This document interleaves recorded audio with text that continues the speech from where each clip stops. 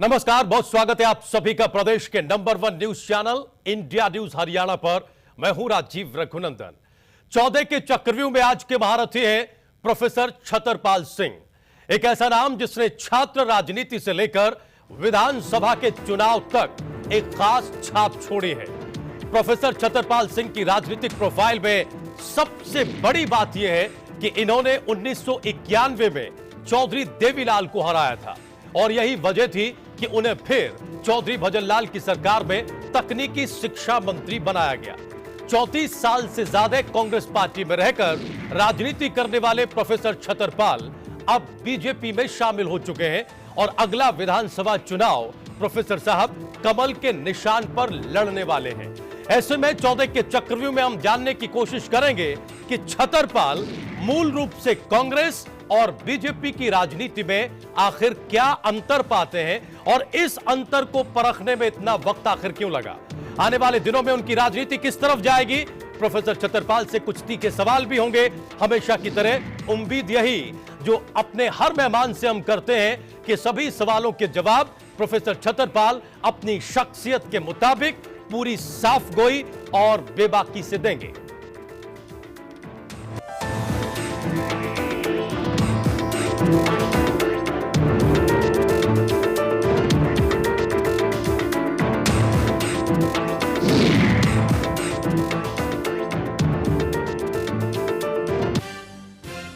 Professor Chhatarpal Singh प्रदेश की राजनीति में जाना पहचाना नाम। प्रोफेसर छतरपाल सिंह ने 1991 में पूर्व उप प्रधानमंत्री चौधरी देवीलाल को घिराए हल्के से हराया था।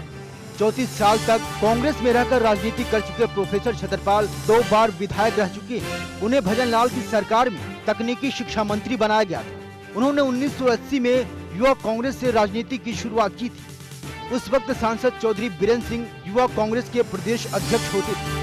दिलचस्प बात यही कि बीरेंद्र सिंह भी अब भगवा झंडा उठा चुके हैं, तो प्रोफेसर छतरपाल भी बीजेपी में शामिल होकर फांसी से बीजेपी की टिकट के प्रबल दावेदार हैं। प्रोफेसर छतरपाल छात्र राजनीति में भी खासे सक्रिय रहे।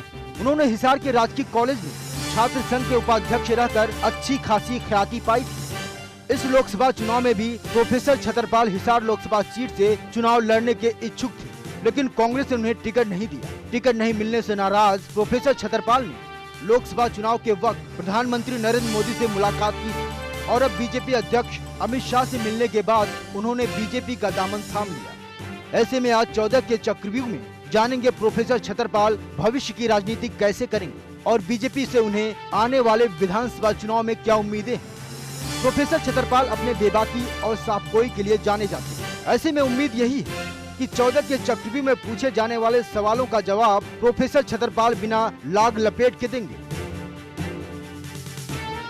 14 के चक्रव्यूह के लिए bureau report, India news Haryana.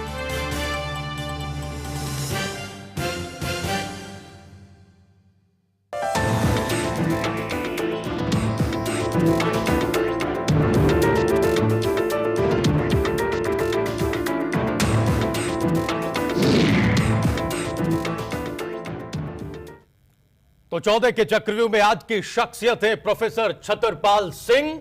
हम बता चुके हैं कि हम उनसे ये जानने समझने की कोशिश करेंगे कि क्यों इतना वक्त लग गया कांग्रेस से बीजेपी की विचारधारा को पकड़ने में, कांग्रेस पार्टी से मूल रूप से क्या क्या शिकायतें उनको रही और क्या अब वो भी उस हवा का हिस्सा बन रहे हैं जो इस वक्त हमारे प्रदेश में चल रही है। प्रोफेसर साहब, बहुत स्वागत आपका 14 का चक्रव्यूह में। गुजारिश हम एक बार दोहरा दें, जो कि हम इस कार्यक्रम से पहले दोहरा देते हैं। हमारी कोशिश है कि आपके राजनीतिक करियर में अब तक जो भी उतार चढ़ाव रहे हैं, जो भी उठापटक रही है, हम वो सब कुछ जनता के सामने रखें। जब आप कांग्रेस पार्टी के साथ थे तब आपकी सोच विचारधारा क्या थी, क्या लड़ाई आपने लड़ी, और आज जब आप बीजेपी के नेता हैं तब आप क्या सोचते हैं, क्या मूल फर्क पाते हैं? जो एक आरोप नेताओं पर लगता है कि सारे नेता अपॉर्चुनिस्ट हैं, चुनावों से पहले अवसरवादिता की राजनीति बढ़ जाती है, क्या प्रोफेसर छतरपाल ने वही किया है या फिर कांग्रेस पार्टी में रहकर वो सहज महसूस नहीं कर रहे थे, अपने लिए रास्ता तलाश रहे थे?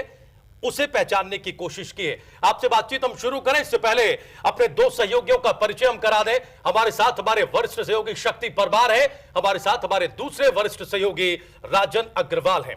प्रोफेसर साहब, पहला सवाल यही है कि इतना लंबा वक्त आपने कांग्रेस में गुजारा और छात्र राजनीति से लेकर मंत्री बनने तक, और अब से कुछ दिनों पहले तक आप कांग्रेस पार्टी की नीतियों को, उसके उसूलों को लगातार प्रचारित कर रहे थे। बाकायदा आपको ऑब्जर्वर बनाया गया, लेकिन किसी को यह अंदाजा नहीं लगा कि कब आपने अंदर ही अंदर ये फैसला कर लिया। कोई ऐसा आपका बयान भी नहीं आया, ये भी कहीं नहीं छपा पढ़ा लिखा गया कि प्रोफेसर छतरपाल नाराज हैं, और अचानक ये खबर आई कि प्रोफेसर छतरपाल बीजेपी में शामिल हो गए और आप अमित शाह के मंच पर दिखाई दिए। क्यों? राजीव भाई, आपके सभी दर्शकों को मेरा नमस्कार। आपका सवाल बहुत बेहतर सवाल है, क्योंकि सामाजिक और राजनीतिक जीवन के अंदर अपेक्षाएं की जाती हैं कि व्यक्ति बहुत समझ वाले रहते हैं और जो कुछ वो कर रहे होते हैं बिल्कुल स्पष्ट और परिपक्व डिसीजन के आधार पे कर रहे होते हैं। ये बात सही है कि मैंने अपना राजनीतिक कैरियर कांग्रेस पार्टी से शुरू किया। ये बात भी सही है कि मैं अपनी धारणाओं के आधार के ऊपर, अपने सिद्धांतों के आधार के ऊपर सामाजिक राजनीतिक जीवन में रहा हूं। मुझे आप कोई पॉलिटिकल पार्टी ऐसी नज़र नहीं आती जो अपने भाषण में, अपनी चर्चा के अंदर ये कहे कि मैं नेशनल एंटी नेशनल मूवमेंट चलाऊंगा और मुझे वोट दें। कोई ये नहीं कहता कि मैं धर्म मजहब के झगड़े करवाऊंगा, मुझे वोट दें। कोई ये नहीं कहता मैं जाति पाति के जहर फैलाऊंगा, मुझे आप वोट दें। कोई ये नहीं कहता कि मैं लॉलेसनेस क्रिएट करूंगा, मुझे वोट दें। कोई ये नहीं कहता है कि मैं करप्शन बेस्ड पॉलिटिक्स करूंगा, मुझे वोट दें। सबका भाषण तो सही है, सभी ईमानदारी की बात करते हैं, सभी सेकुलरिज्म की बात करते हैं, सभी चर्चा करते हैं कि जात बिरादरी के आधार के ऊपर मैं प्रेजुडिस नहीं होऊंगा, और सभी डेवलपमेंट की बात भी करते हैं जी। तो विषय आज ये है कि जब सभी राजनीतिक पार्टियों के अंदर चर्चा उचित है, आइडियलिस्टिक अप्रोच को उचित दर्शाया जाता है, व्यवहारिक दृष्टि कहां पे सही है, किस इंडिविजुअल की, किस पॉलिटिकल पार्टी में व्यवहारिक दृष्टि से कार्यप्रणाली ठीक है, सवाल इस बात का उठता है। आपने जिक्र किया कि मैं विद्यार्थी जीवन से सोशल पॉलिटिकल एक्टिविटीज से जुड़ा हुआ हूं। सही बात है, मैं क्लास रिप्रेजेंटेटिव, एक जो स्मॉलेस्ट यूनिट होती है, सबसे पहला मैंने चुनाव वो जीता। उसकी वजह ये नहीं थी कि मेरी मंशा कोई सोशल पॉलिटिकल एक्टिविटीज में इन्वॉल्व रहने की थी जी। चर्चा ये थी कि जब हम देहात से स्कूल कॉलेजेस के अंदर गए और जब बहुत सारे सवाल उठते थे कि इस बच्चे का ये अधिकार था, ये क्यों नहीं मिला, यहाँ पे ये होना चाहिए था, क्यों नहीं हुआ, तो फ्रेंडली सर्कल में शायद ये महसूस किया गया कि मैंने उस अवेयरनेस के साथ उन सवालों का हल ढूंढने की कोशिश की और प्रोटेस्ट किए।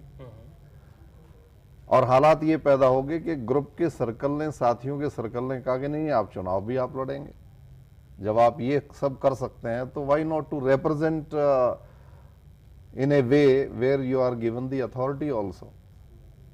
और रिजल्टेंटली मैं चुनाव लड़ा।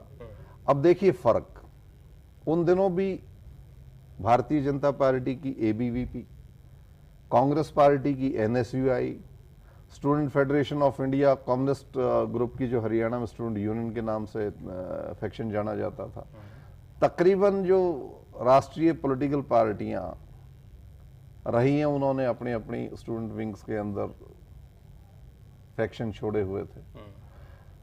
We were the only group जिसने उस वक्त ये कहा, क्योंकि राजीव जी ने 21 साल की उम्र को बहुत बाद में 18 साल किया है, और हम ये मानते थे कि स्टूडेंट्स जो शिक्षा दीक्षा का काम करते हैं, अपने करियर को बिल्डअप करने के लिए जो चहुमुखी विकास है उनके व्यक्तित्व का, उसी के अंदर उनको करना रहता है जी।